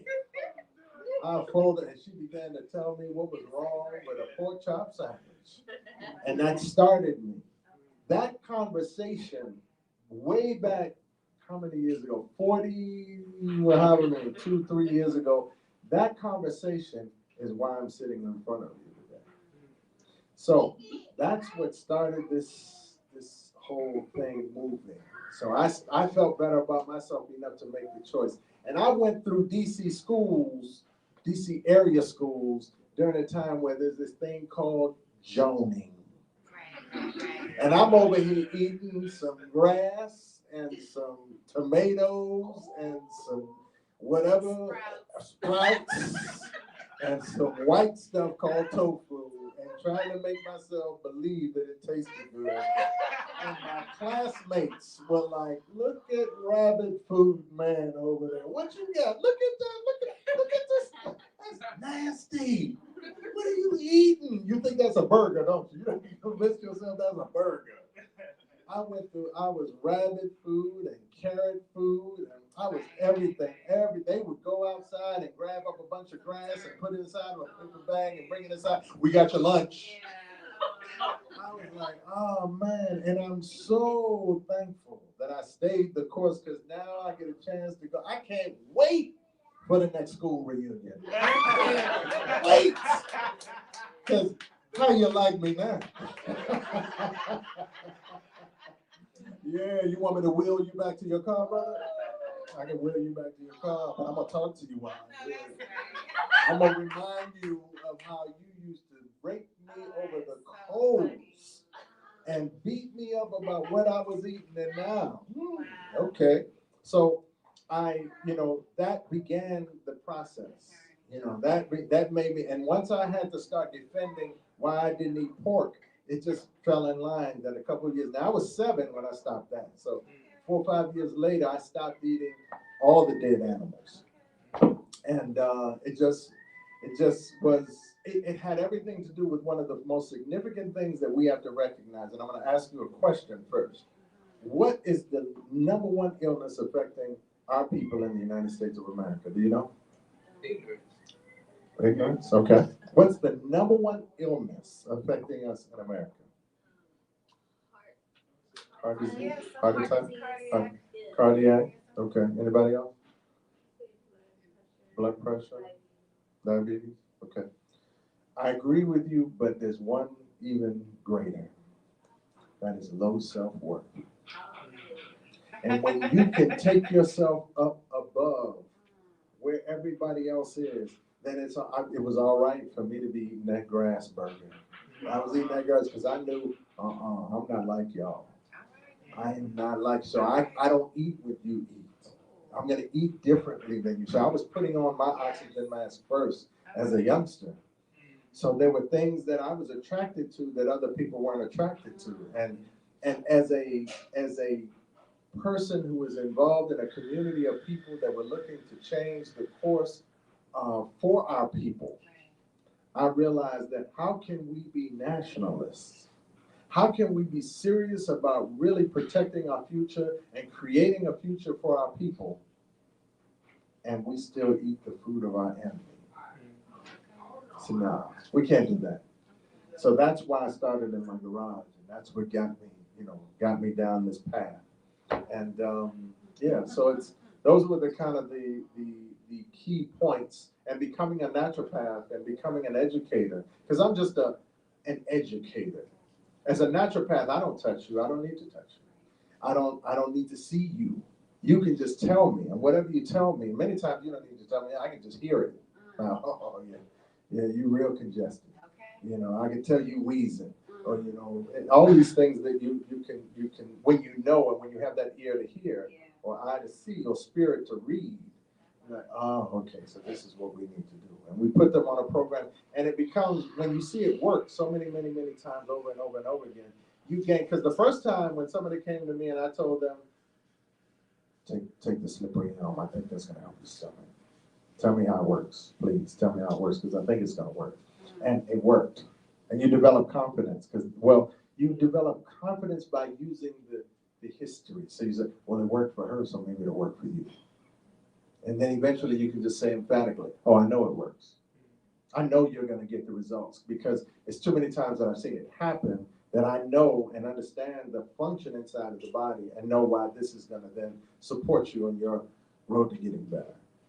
So it's a whole evolution. In the meantime, you got to fight off, because you all were talking about it earlier with regard to medical doctors and naturopaths. Well, I sell snake oil. People are still in that space where, boy, brother, what you selling is some snake oil. You're going to tell me those pills are going to help me. Well, that's what you believe when the medical doctor gives you that prescription. But see, that's where they go to that point where they ask you, are you a real doctor? Well, come on now. We are the sickest population on the planet. The real doctors got you there. And is that where you want to stay? Is that what you consider real? Do they really have your best interest at heart? And so we got onto a different path and a different cycle. And we know that what we're doing is not about, I look forward to the day when everybody's well, because when everybody's well, I got a restaurant. You can eat. A doctor that makes money off of keeping people sick. When you are well, how many of you call up your doctor and say, I think I need to make an appointment? You don't. You don't. You're like, what do I need? I feel great. I feel great. I look great. There's nothing wrong. Everything is working. What do I need to see him for? 6 months, I'll call him. 6 months later, maybe I'll call him. But many of us have been conditioned to believe that you should do it in these intervals of time, and they got the little card that they give you. Well, make sure you call us. These appointments is what you need so that we can make sure that you're okay. Why do you got to make sure I'm okay? Why do you have to make sure that my health is good? Why can't I make sure my health is good? So I know I'm going all around Robin Hood's barn to answer your question, but I'm a big advocate for screening. Community screening is essential. I believe that is critical, but it ain't what you think. I believe you should screen your plate. Okay. You screen your plate of high blood pressure, heart disease, diabetes, and cancer, and you won't get it.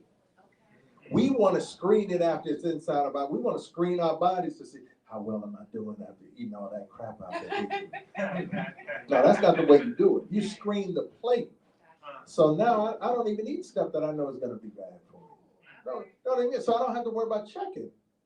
You don't have to check when you don't eat it. So it's, yeah, what was your question? Did I answer it? Well, the other part was just, your love of community. Yeah. Yeah. Oh yeah. Well, if it was just about me making money, there have been times when people have told me, you see what Butts Boys and Boys are doing over there? Why don't you sell chicken? At least sell chicken. Black people love chicken. How you gonna have a restaurant in the black community and you don't sell chicken? Just sell chicken, and that way you can expose more people to healthy eating because they gonna come because they see you got chicken. So no, that's not what I'm here for. I'm not here for that.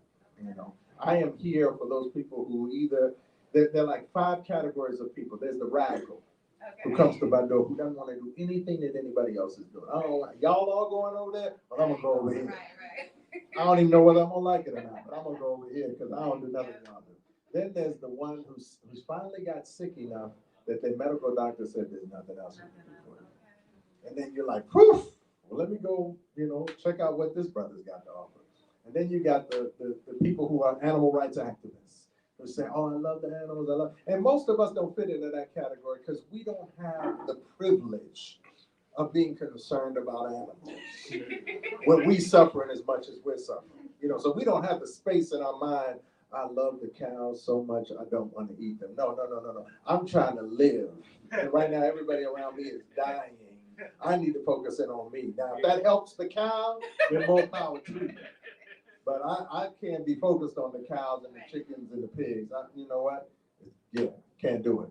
And then you got another category of people that just want to live longer. So you got these categories of people that come to us. You got people that come to us because they just, they'll call on the phone. Hello? Yeah. Is this Everlasting Life? Yeah. How can I help you? Is this a black-owned business? Yeah. You sure? Are you, Yeah, I'm the owner. Oh, okay. All right, great. Well, me and my family, we're gonna come over there. So we got all of these different groupings of people. And for varying reasons are coming through and committing themselves to doing business with us. But it's indeed, it's a labor of love, and we're definitely for the community. We're definitely, so you'll find that our menu is going to change. What we offer is going to get better, sometimes without announcement.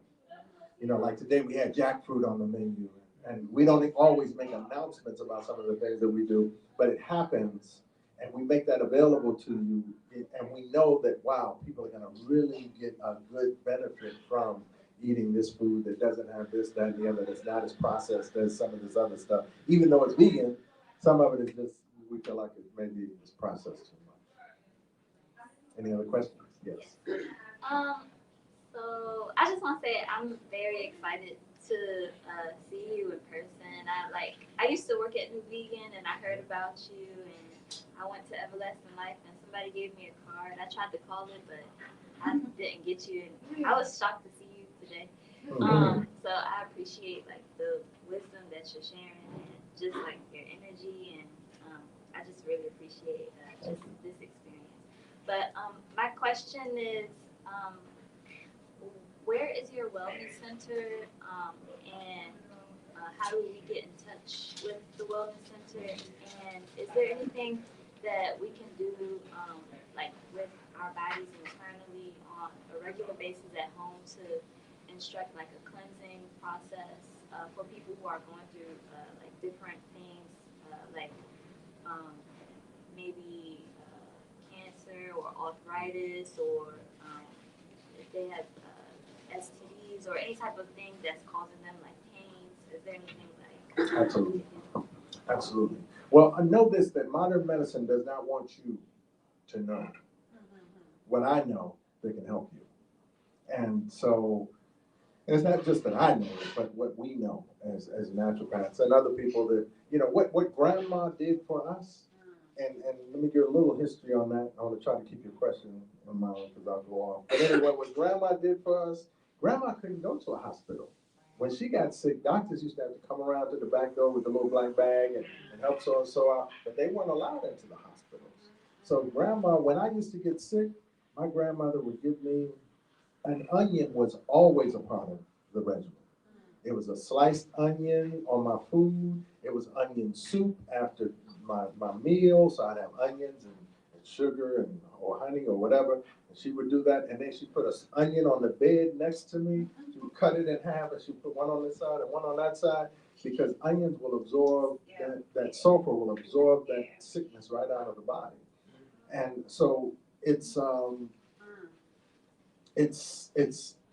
difficult many times for us to understand how all of those things worked and how that really used to be the medicine that we took.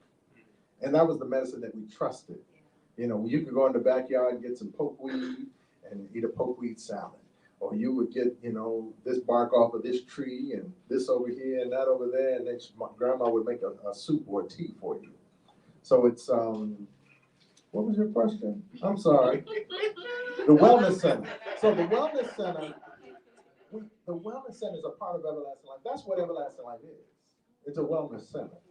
But we have now separated and created a space where we have supplements that can specifically address. So the things that you talked about, so high blood pressure, heart disease, diabetes, cancer, Alzheimer's, dementia, asthma, what else would I say?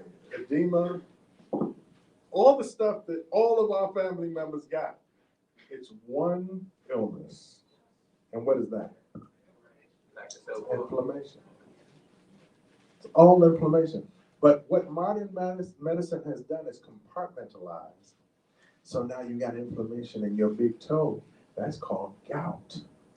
Well, if you got inflammation in your knee, well, that's arthritis. If you've got inflammation around in your back and it's putting pressure on your sciatic nerve, well, that's called sciatica. And if you got inflammation in your lungs, well, that's called asthma. You got inflammation in your head, that's called dementia.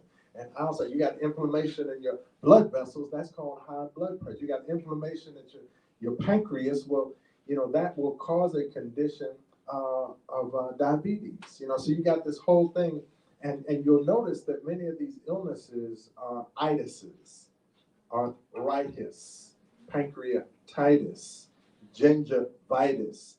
All of them are swelling. It's all inflammation inside of the body. So when you understand that you can control your body's inflammation by changing your diet and also rebooting, kind of rebooting the stomach with probiotics and prebiotics and what's that? Slippery elm and a couple of other things. When you realize that you might make bad decisions with what you put in your mouth, but we can help at least it alleviate what happens once it gets to the stomach and goes on beyond that. We can assist you with that. And so it's there are things that are known that the modern medicine world doesn't want you to know, so that you think that, you know, every one of those illnesses is a separate illness. That's why when you take certain things, people come back to me and say, "Doc, you gave me something for my high blood pressure, but all of a sudden, you know, my gout went away. And that arthritis I had, I don't even have the arthritis anymore. And my brain fog that I had, I don't have the brain fog anymore." And the list goes on. And I don't wake up and I can't move. You know, I wake up and I can get up and I can move and I can do whatever. It's because it's all the same illness. So there are not that many illnesses out there. It's just modern medicine has figured out how to compartmentalize it and make you think that you know, now you go into them, you're taking 15 different medications for the same illness. And, you know, again, that's where we need to be educated, and we need to be educated by people that really want to help you. I guarantee you, if you really listen to the things that I said and implemented them in your life and in the lives of your family members, this is millions and millions and millions of dollars worth of information that you've just gotten tonight. If you really take it and put it into practice. Any other questions? Yes, sir. So, whatever you can say about it, I just wanted to ask. I know it used to there was soul veg. Yeah. And then there was New Vegan, Everlasting Life went in a certain direction, and then there was Woodlands, Yep. New Vegan. Yeah, so it was different iterations. So can you tell a little bit of background? Because like I know when I used to be in Atlanta, they had like a soul veg there, and it was associated with like the Hebrew Israelites, right. the African Hebrew Israelites. So like, can you tell a little bit about the story about Right. just the discrepancy or clear Sure. all that up? Well, Soul Vegetarian absolutely was a outgrowth of the African Hebrew Israelite community. And I was involved with the African Hebrew Israelites, and I was very much so involved in Soul Vegetarian down here when we opened up. That was back in 1994, I think, 93 or 94 that we opened up down here, 2606 Georgia Avenue. And when we opened up there, I looked at our menu, and I said, no, we don't need all this deep fried. We don't need all of this refined carbohydrates, and we don't need all this sugar, and we don't need all this salt. We don't need all of that. We need to at least offer the people something healthier. Along with that, if that's what they want. So that's how Everlasting Life came into being. But I said, no, let's elevate the diet. So we offered a very similar, our macaroni and cheese grew out of their macaroni and cheese, but it's different. You go down to Atlanta, they're probably still selling macaroni and cheese made from soy milk. Well, ours isn't, we don't do soy on our macaroni and cheese. So you find that's been the difference between Everlasting Life's evolution and the Soul Veg, evolution. Now you go to Chicago, and Soul Vegetarian is similar to Everlasting Life here, because they have evolved likewise to offer what it is that we offer. New Vegan, as I said, he was my head chef, and I was being pressured from within the community to let go of that business. And I said, no, we can't. We can't just let go of a business that's thriving and serving the community. So I told the brother, I said, look, here's your opportunity to take off and do your thing. And he did. And he took off, and he's done very well for himself and his family. But that's kind of how these businesses are connected. I've been wondering that for a while. So Yeah. I'm happy. Yeah. And trust me, there are people that come to me and talk bad about New Vegan. And I tell them, I said, at the end of the day, I'll call them. Say, hey, man, somebody's not happy with something that happened. I just want you to know. And I've been telling New Vegan, and I've been telling Shalia over there at Sweet Natural, and I've been telling, all of these grew out of Everlasting Life. So they grew out of Everlasting Life. And I've been telling them for years we should come together because this day was going to happen. Now, I want you all to know, especially now that nobody's got a camera on, have you ever been to Gangsta Vegan? I've been there once. Okay. So when you go to Gangsta Vegan, you would swear that you're supporting a Black-owned business. No. Nope. You're not supporting a Black-owned business. They're just using a colloquialism, an expression that would make you think, oh, okay, that's us. No, that ain't us. Another one, which is tough, because you swear you're supporting a Black business, is when you go to Doda's Kitchen, who used to work in my restaurant. When you go to Doda's Kitchen, that's not us. That's 3 Jewish brothers who have put her face out front, but they're the ones that count that money every night. And they distribute that money. They're the ones that's why Doda's Kitchen is growing so fast. Because you got that Jewish money behind it. And I think there's one more, it slips my mind at the moment, but there's one more that's out there that you think, just because of the way it looks on the front side, that they're Black. No, they're not Black. And it's important for you all to share and know that when you're engaging them in business, the thought process behind a business that is not really for the community, of the community, and by the community, it's different. So when you come to Everlasting Life, like when you come to Sankofa, when you come to Everlasting, that's 50 people that look like you and I that you're supporting. That's recirculating our resources in our community. When you go there, that money goes first to the Jewish God, and then it gets filtered down to all the other folks in minimum wage fashion. So. That's because they hire Black. Yeah, and that's what they do. And they make you think that that's where they're now. Yeah, Doda's I thought. Gangsta Vegan I kind of knew. Yeah. Doda's I thought. It's around the corner from me. No. They have a whole thing on the wall. It's like, oh, Afro soul, whatever. It's like, Yeah, she used to work for me, so she you did that. can kind of tell the people who came out of Everlasting Life because it's like the same setup. Basically. Yeah. So, you just want to be careful. It's not that we don't support them, but just know what you're supporting when you do it.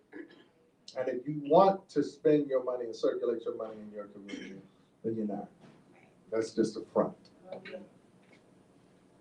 Yeah. A word to the black facing businesses out there, stop. Period. Because it's,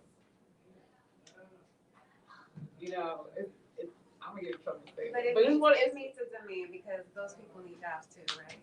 It does, So right? That. Because some people have more infrastructure. Many people have more infrastructure than our businesses have. So it's like, yeah, I'm not mad at you for employing our people. I'm not mad at that. But it's the fact that our businesses suffer because you're black facing. You're posing as a black business, even if you're not intentionally doing it. Like you are, you are, because there's no reason for you to promote and pay homage to this brother from our brother, but you're not black. Like, and then people look at us and compare us to these other businesses, and then it's like, but they're not black, and they're like, oh really? They're not? No, they're not. Guess what? Like, the joke's on you. Because I can't tell you how many people think that Busboys is black owned, or that, like places like Gangsta Vegan, or Hip Hop Fish and Chicken. That's not a black owned spot. You don't ever see no black people working in there. Exactly. Like, it don't make any sense. It's funny how these businesses can blackface and do blackness better than us. We saw the black lives t-shirts that popped up like instantaneously. So we know quite a few vendors that are not, but they'll say Black Lives Matter. It's like what's going on right now, because since George Floyd, everyone all of a sudden understands that black people matter, supposedly. But it's like, all the big box stores are carrying these like very black graphic tees, and now all of a sudden you can get a what's that movie? Boys in the Hood shirt at Walmart. Like, what does that mean? Like, in real life, what does that mean to you?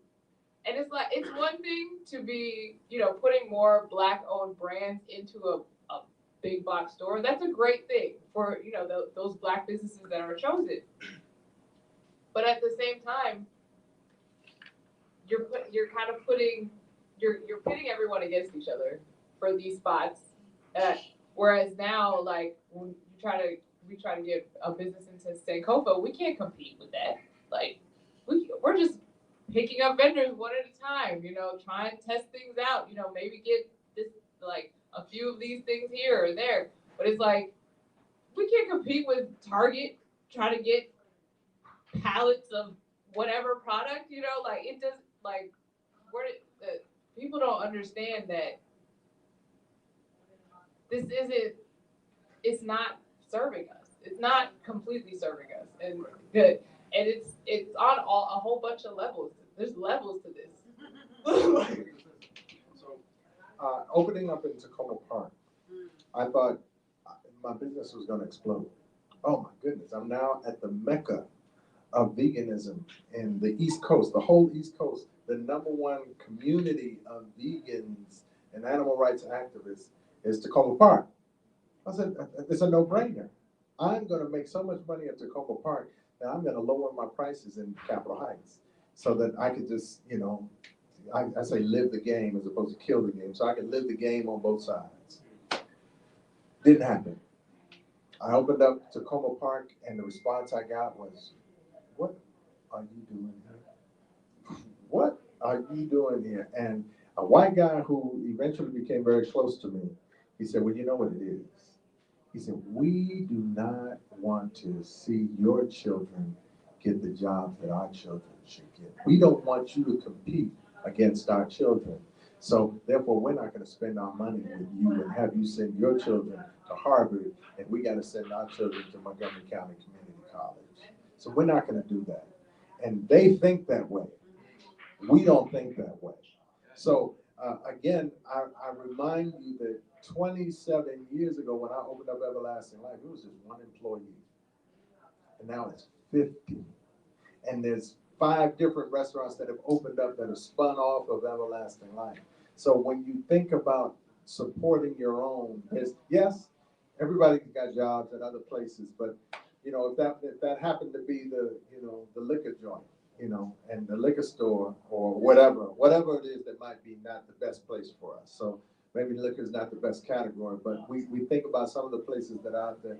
You might say, maybe not. Maybe not. Maybe our children just don't need to work there. And so it just depends. It depends, and we have to be careful. You think about your future. That's again what the white folks were doing in Tacoma. They were thinking about their future. And they say, you know what? I don't want my children to compete against yours. I don't want your children to be able to compete against mine. I want you to have your children working for my children. So, yeah. Anyone else have any final questions? I have a question. Yes, Bob. Peace to everyone. Peace. What is it in our DNA, if not in our cognitive, whatever it is, that we believe that some other people are going to support us in our circumstances and situation? When the record has demonstrated that unless it's in certain categories, it will happen, but it will happen for a short time. How many of you all are familiar with the NNBL? Right to this very day, it's called the NBL. Oh, I know. The National Business League, okay? It doesn't have to be the National Business League, but it has to be an institutional development within yourself. And it has to be, you see,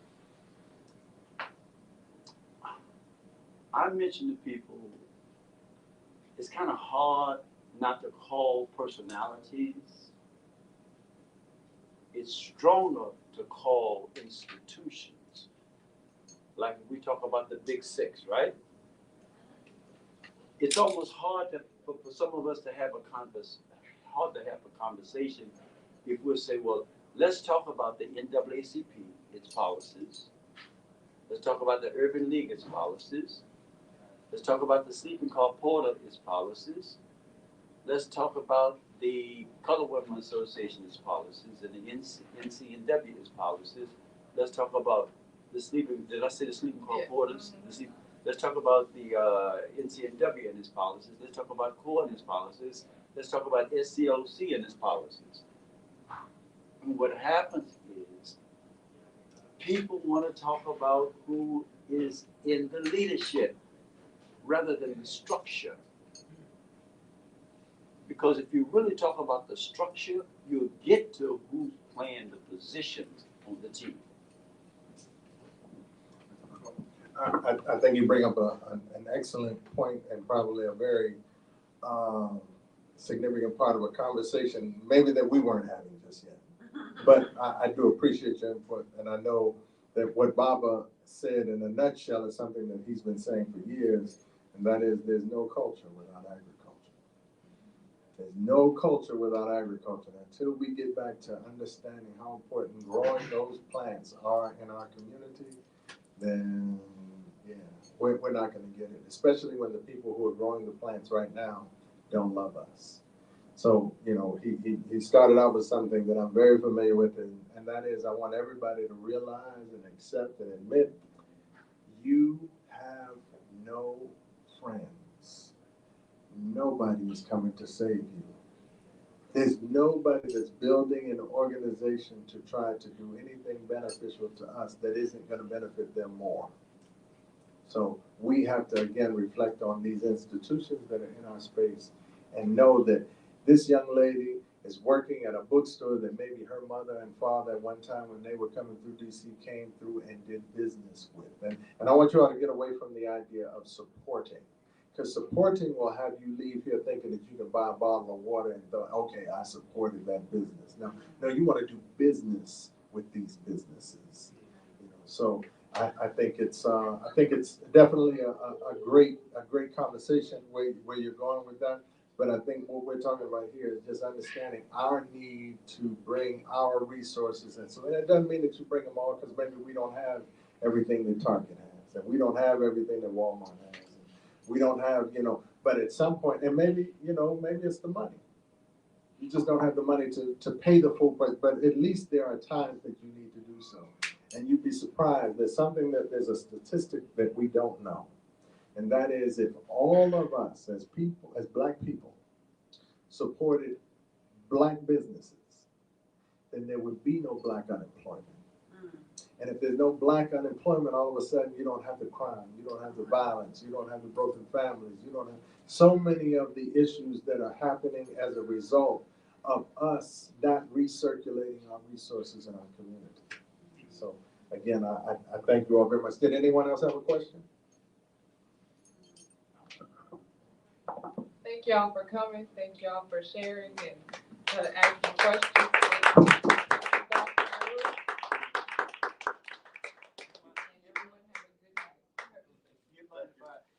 How many of us have been to a state fair or a county fair within the last year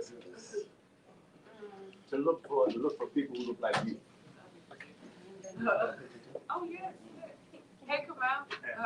Could you get a group photo? I was at the Maryland State Fair. Whoever wants to come up for a picture real quick. Yeah. Group photo. You're very humorous. You live in DC? No. Where? I live in Maryland. Yeah. So you can call me first, and then I can tell you where to go. But it's not easy.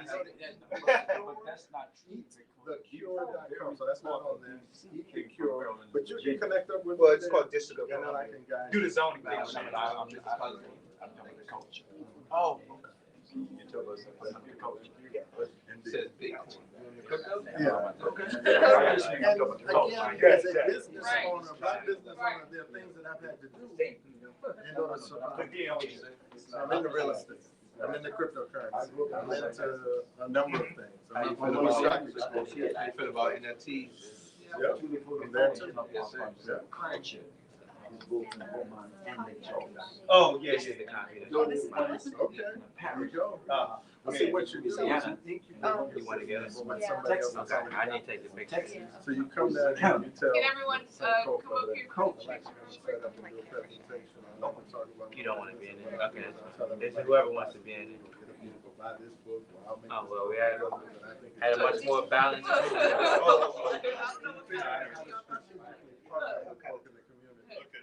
Oh, go ahead.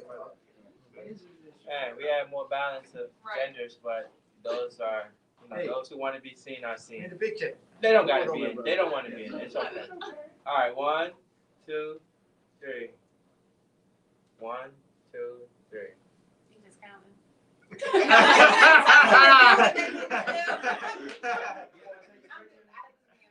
you know, you want to say cheese or something. Is that right? You just said 3.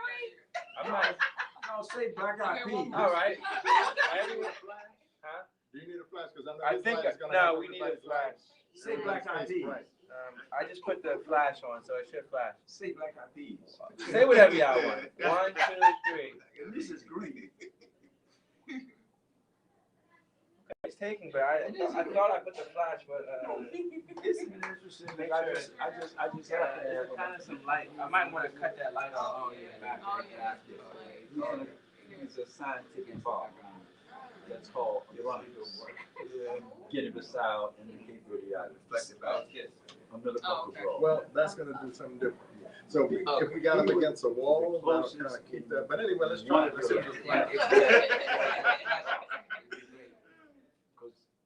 This would be good, even without the flash. It's better. 1, 2, 3. 1, 2, 3. Show everyone. If they like it. Oh, see, that's much better. We can- Yeah, once I cut the light off, then it was cool. Great. All right. Okay, thank you. I do have a menu for those of you who might be interested in checking out the restaurant. And I just happen to have on a t-shirt of an agronomist. There we go. There you go. It just happened. There you go. Agronomist. An agronomist. Now, always look at the word, see what you know in the word before you say you're not to know. It's like if somebody would say agriculture. If the person didn't know the agriculture, they would know the culture. And my phone probably rang 100 times tonight while I was speaking. It's So scientific. it happened. George Washington Carver being soil chemist. Soil chemist do everything. Yes. Thank you. One thing in chemistry, you can do as a soil, you can do it anything. Because guess what's not in the soil? Guess what's not in the soil? Yeah. Very few things are not in the soil. Yes, sir. You got metal in the soil. I'm not talking about the soil that's been mucked up. Water in the soil. Oh, you got one? Very few things not in the soil. You got carbon dioxide, hydrogen, you got magnesium, potassium, all that. Miss Christine, oh, they left my food. Peace, peace. Peace. Oh, Georgia. Are you a nutritionist?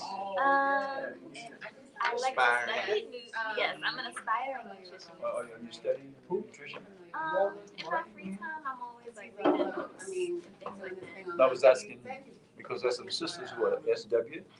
They do work with Queen of I don't know Four. if it's already And because I've done the done work work to with do, those sisters but, in this. you know, I Yeah. could One of only the sisters see that I your work brand with just is enhancing. Jennifer. She's a high school That is person who something did that.